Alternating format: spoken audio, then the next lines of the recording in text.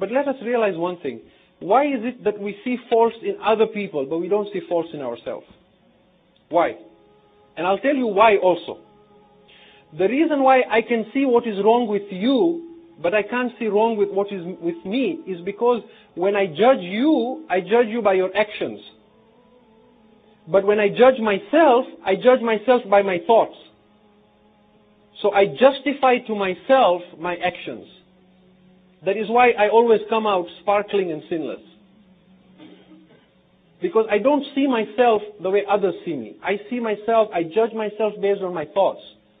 And then the mind, of course, doesn't want pain, so it justifies things for you. But when I see you, I don't know what's in your mind, why you did what you did.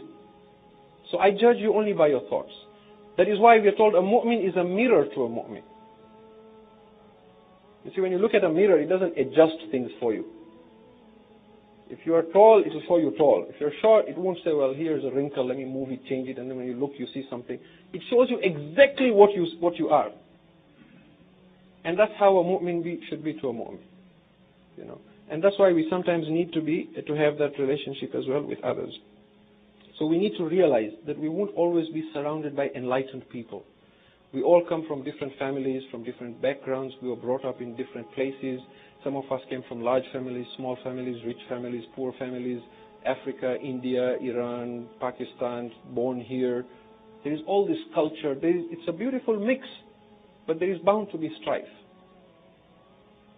You see, a green apple is sour, a red apple is sweet. But before the red apple became red, it was first green. So, if I am already mature in my thought and emotionally mature, and I think I'm at some level of enlightenment, for example, and I see myself as a red apple, very sweet, I should not judge and be intolerant to the green apple that I see. Because I need to realize that I too was once a green apple.